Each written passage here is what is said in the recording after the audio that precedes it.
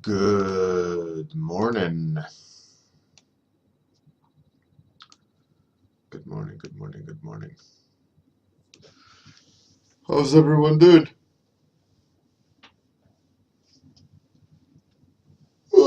So, stretch, get the blood going. I think I will yet again do something just comfort zone. Feel like doing a monster today, so that's what I'm gonna do.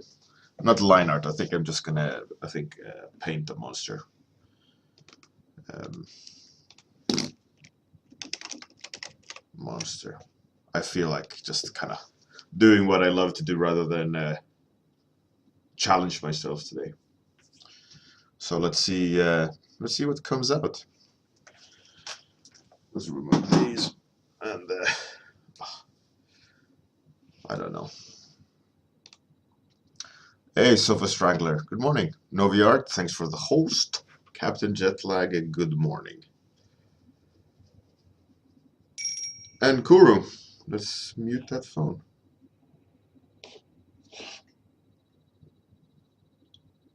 And silence. All right. Good morning, Tennessee. Cold Burger Art, thanks for the host. Kuru, good morning, good morning. I probably said that already, but one more time doesn't hurt.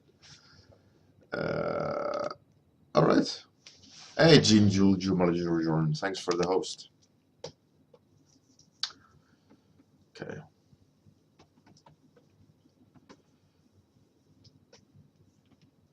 Okay. What I saw here was like this weird goblin type monster. So that's what I'm gonna try to paint today. Hey, Blind Coyote Art, thanks for the host. That's new. Hey, Orby, good morning. Orby is from Opus Arts. He joins the stream while he's doing his warm up as well. He usually does. Lately, he's been doing studies on his warm ups. Which is pretty cool. Good thing to do. He's doing, I think, architectural warm ups. Practicing his architectural skills.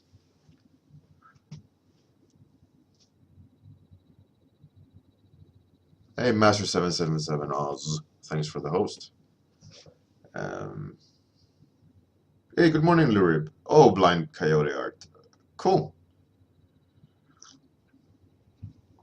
Well, thanks for the host regardless.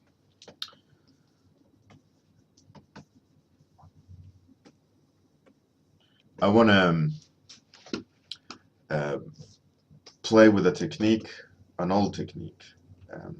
I want to do a monster, or paint a monster, and I'm gonna use like an old coloring technique. See what comes out of that. I feel like a lot of the times doing these kind of warm-ups, there's a lot of time wasted.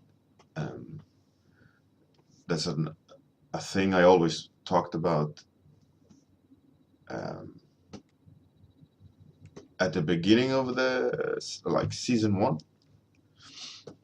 when I didn't take topics and I just painted what I wanted. A lot of things I mentioned was like decision making and making one bad choice that kind of butterfly effect on the rest.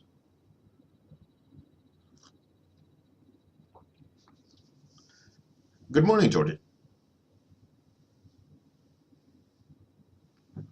Thanks, Sea Glass, for the hosts. Hey, Babu220. TMH Lava, thanks for the host. Thank you very much.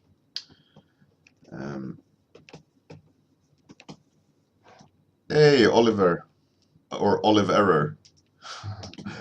Cool nickname. Makes you think. Welcome. You're new. Nice to see you de-lurking.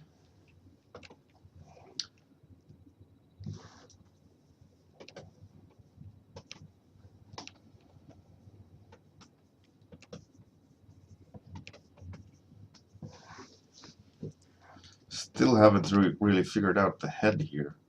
I'm switching away from what I initially saw in my mind. So that's never a good thing.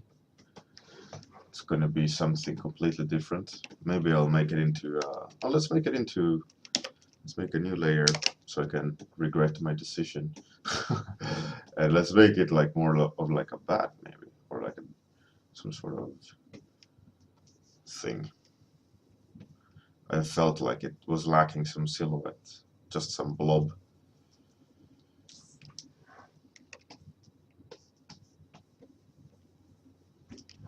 Alright, that's better. That's cool.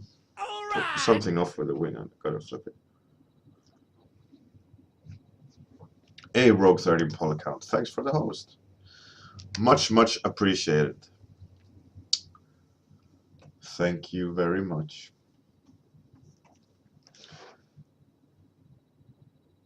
Babo 220. Yeah, I mean, if you look back at a lot of the previous streams, I mean, this is the second year I do these warm-ups.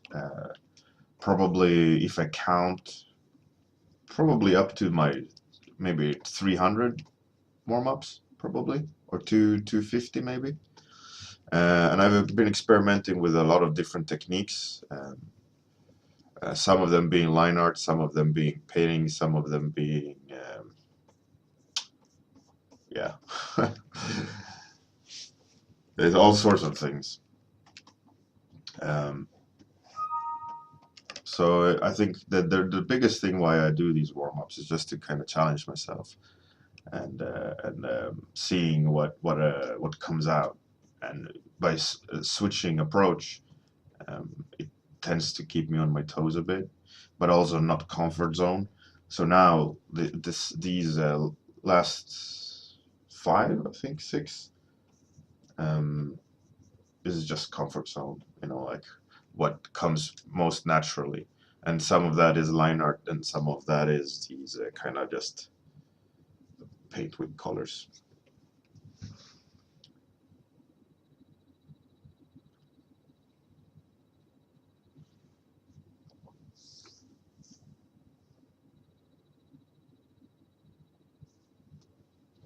Jordi, thanks. Hey, Nefas, good morning.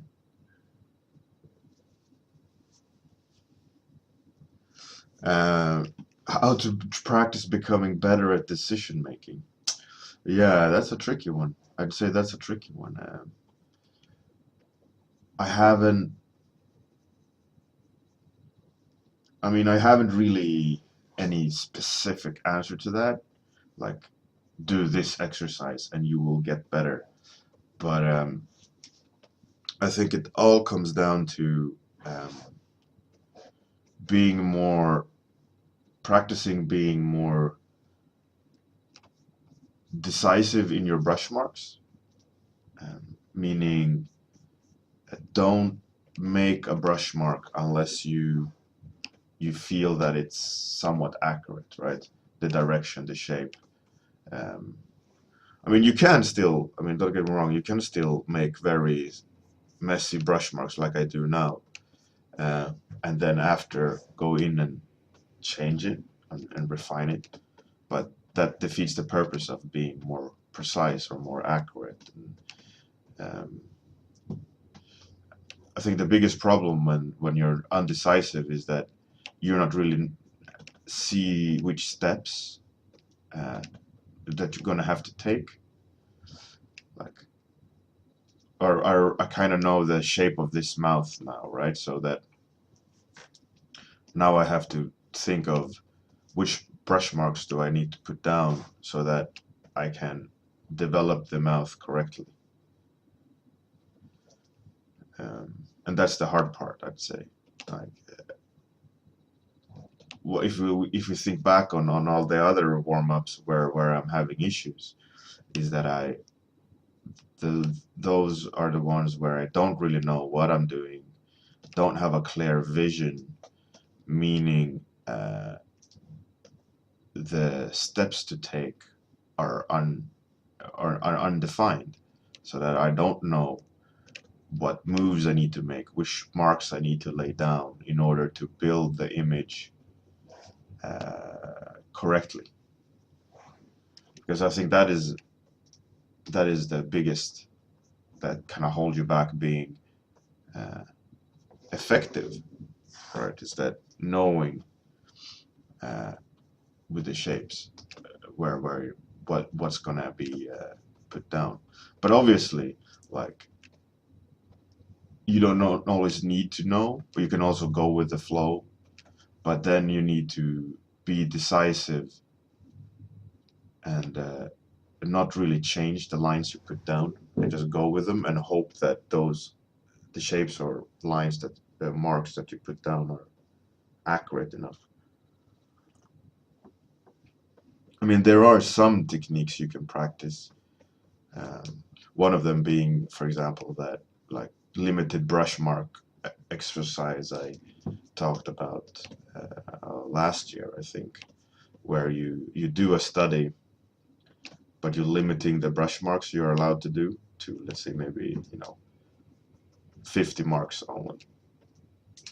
So you have to look at the picture, look at the color, choose the color, choose which brush mark or brush that you're gonna use, which direction do you have to make it, and then you make that brush mark, right?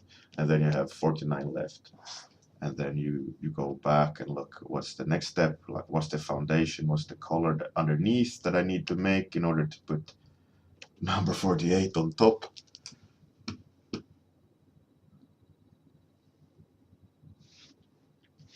Kuro. Yeah, in a way, like, you can paint randomly. Like, I'm doing that now, right? I kind of have a picture in my head, um, and I know, like those little dots I made now, for example, that looks like highlights. I added them because I had a big brush mark underneath that I didn't do the first time around when I did that big brush mark. Like, I now go on a second pass, like helping out, pushing parts of the image, uh, like that I'm randomly creating. Like, there's a lot of gut decisions here being made, but I'm bouncing them off skills by looking at, like, the thumbnail window, looking at shapes, patterns, like, what do I need to do in order to try to get this to the next step. Um, and it's not always easy, it doesn't always work. I think, like I mentioned before, those times on the warm-ups where it hasn't worked is when, like, the shape of the leg, when I start changing it too much, when I start moving away from that decision that's been made. Obviously, in 30 minutes, I don't have that much time. I don't have the luxury of changing. Uh, so it is always a practice of being precise and decisive, doing warm-ups like this, where I can't change what I'm putting down. I can only, like, try to gently shift the decisions, right? The shapes.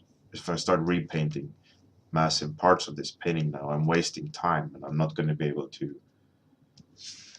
spend that time on refinement or making the shapes more elaborate or details better. Um,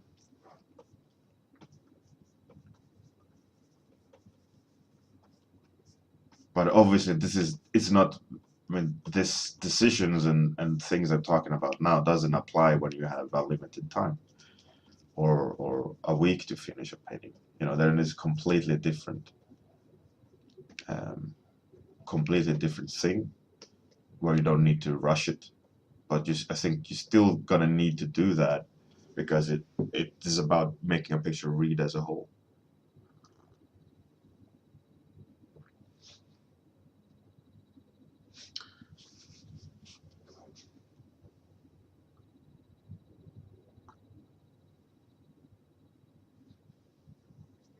Uh, Jordy, I have a companion. Companion 2. I take with me when I go to lectures or travels, like IFCC.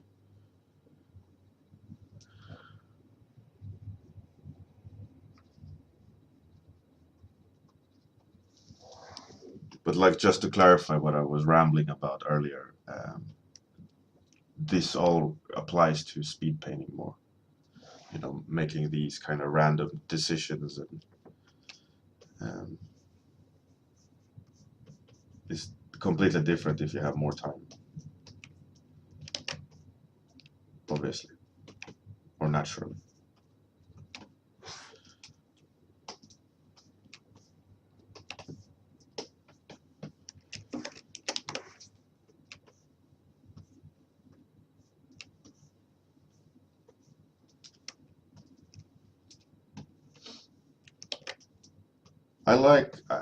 I don't really like Companion that much, or painting on small screens.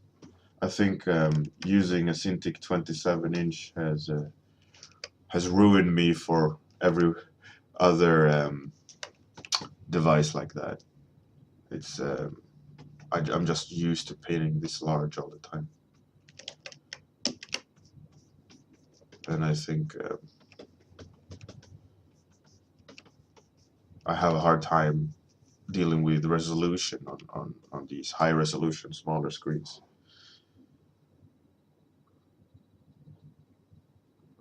Hey, good morning, Atsuki. Well, my complaint with the Companion is that it loses touch function or pen function randomly. So all of a sudden the pen doesn't work. And when I didn't have, let's say, a mouse plugged in or a keyboard USB, it was a huge issue because I just needed to switch off everything and wasn't able to save. So I bought a mouse and a keyboard, like a Bluetooth keyboard. Uh, so that helped a lot with the problem. So you can just go restart the service. But it's still annoying that you have to. I mean, you could probably fix it if I Google, but because I don't use it that often, it's not my primary device. I kind of I've just left it.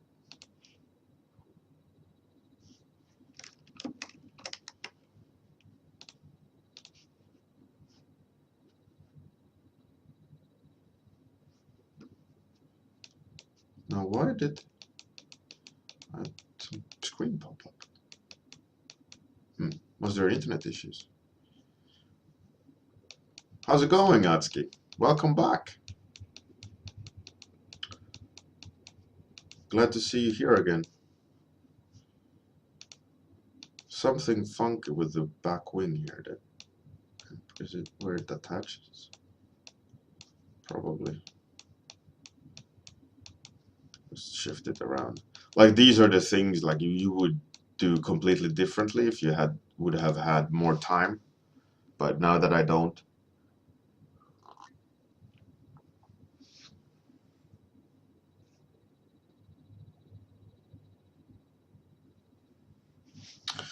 Yeah, yeah, cool, definitely.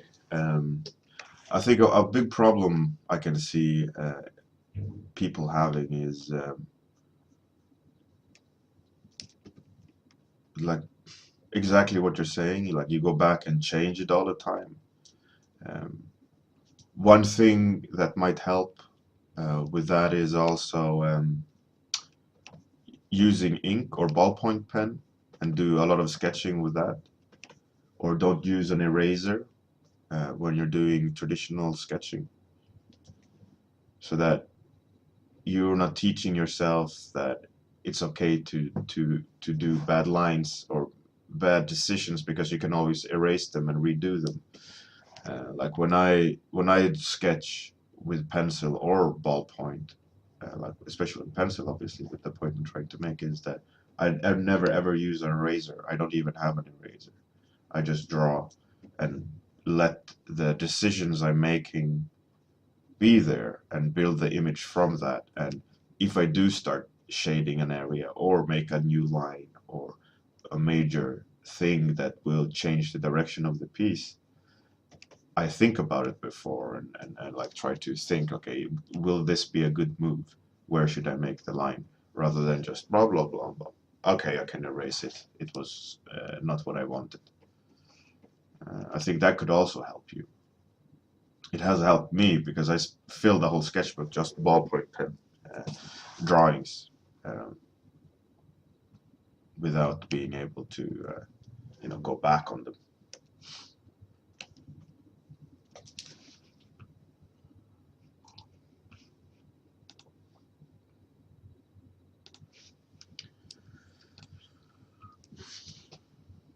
I think that helps a lot.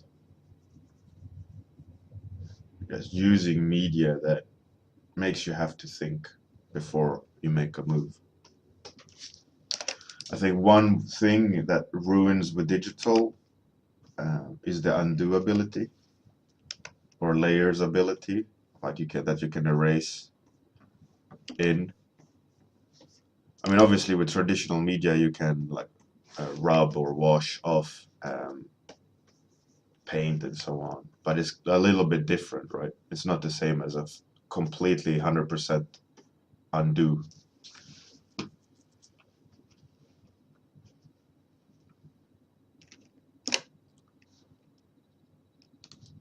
Let's try some old school coloring overlay techniques. That's always fun. I always enjoyed doing this when I was many years ago, kind of starting playing with techniques. It was always nice. I always enjoyed it. This overlay, kind of kick the values a little bit, give it a little bit more punch.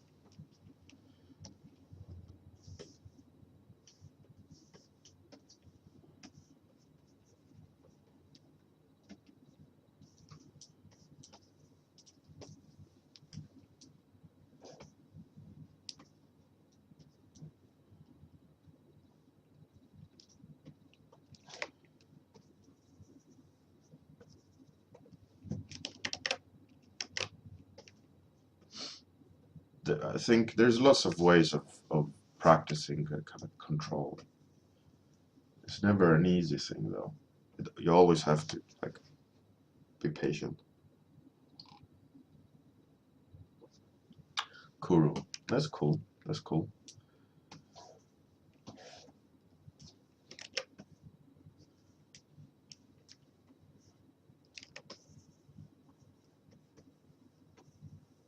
It's easy to do mistakes, and it's very easy to try to fix them, by going back and painting on top and changing and tweaking and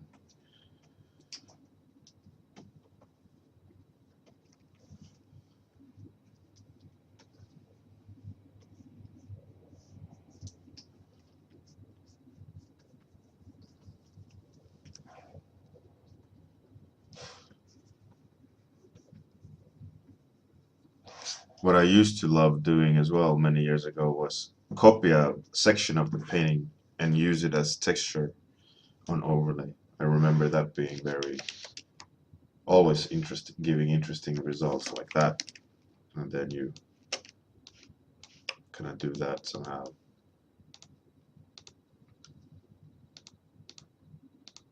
It always gave some nice texture to it.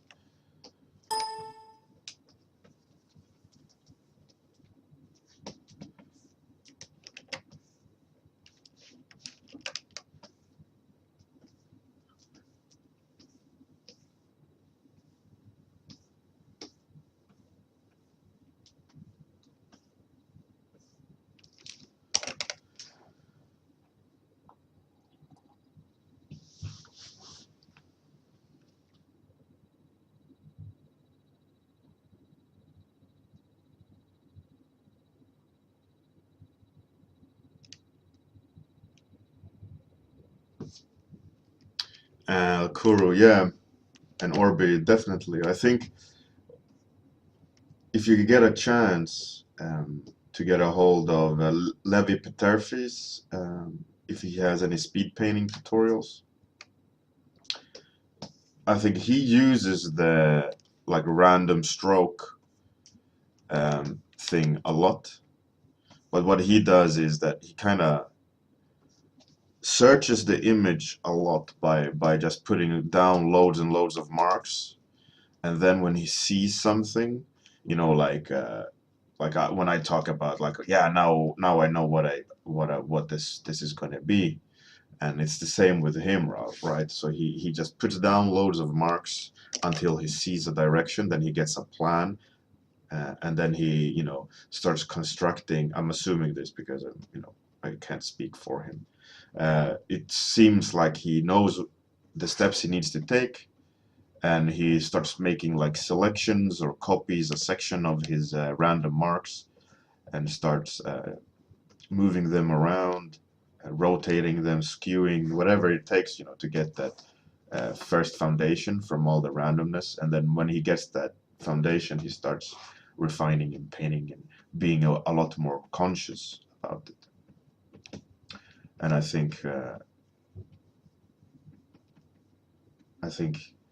he does it really, really well, and his work is like super textural, and he knows he knows his process a lot of how to do things, and it's a real pleasure to see in person.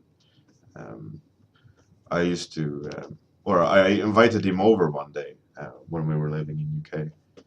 Um, I gave him some food, and we were painting together, like what's it called, hot swap uh, with a chair. So I was painting for a while. I gave the controls over to him, and he was painting for a while, and we, took turns on this painting, and it was really cool to see his technique and things he did. It's really insightful in his textural approach, because he does get like super juicy textures in there, which is really cool to see.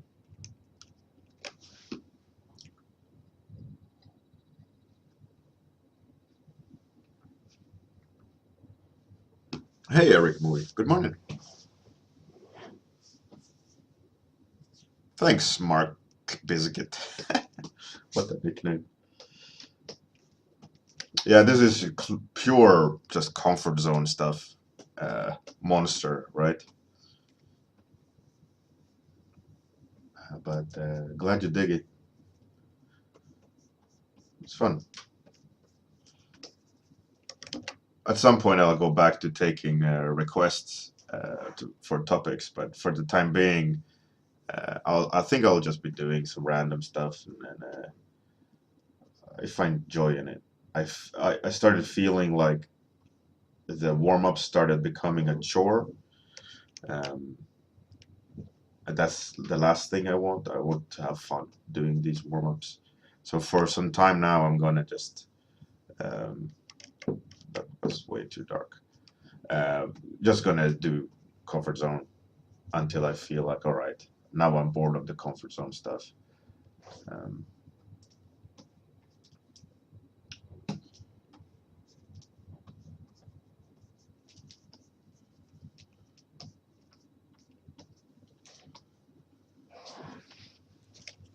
that became too dark.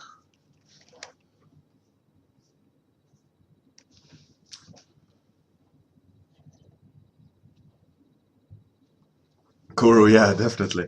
You can't be stupid. You gotta be smart about it.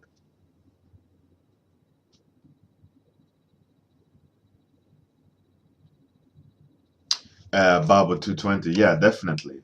That is the biggest difference in my work using Cintiq.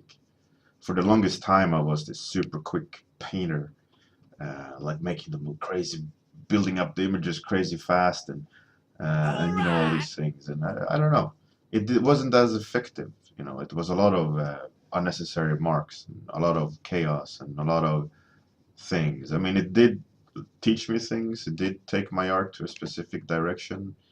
Nothing wrong with that. Uh, but when I bought Cintiq, it changed completely. Like I started slowing down. I could feel it. Like, wow, I'm painting so much slower now. But in return, the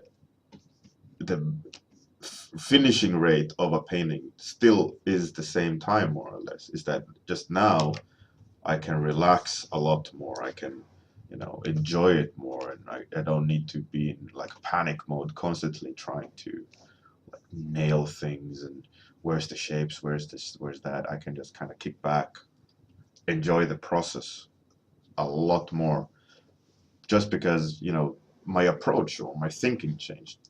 Not necessarily due to just because of the Cintiq, but it was just such a change. It made me rethink my approach. Um, Seeing the pen in front where I'm putting the line made me definitely think differently.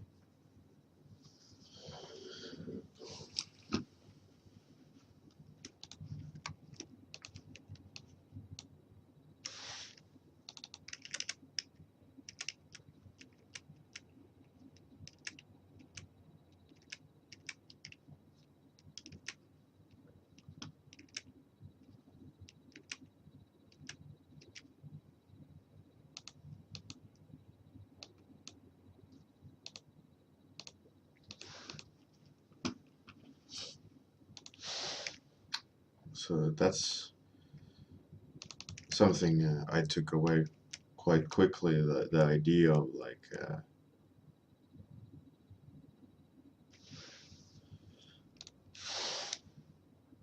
patience.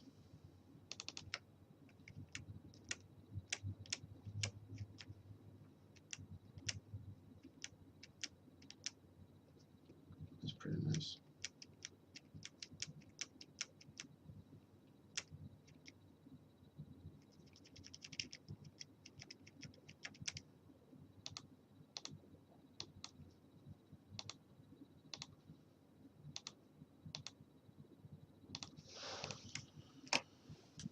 Okay, time's up.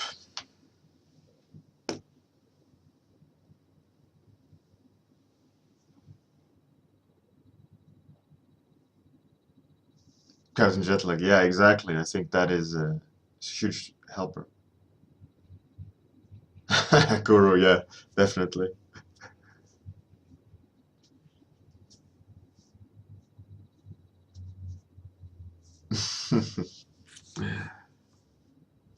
All right, thanks everyone for coming. Uh, Today was a fun day. Some nice comfort zone monster colors. I love that kind of stuff. Um, Thank you for the company and the awesome discussion points. Love every morning of having you guys here. Makes me very happy. Great start for the day, end of the day for some of you. Um, Anyways, thanks for coming. Tomorrow is a new day, same time, same place. Have a good one. Bye. Here comes the outro.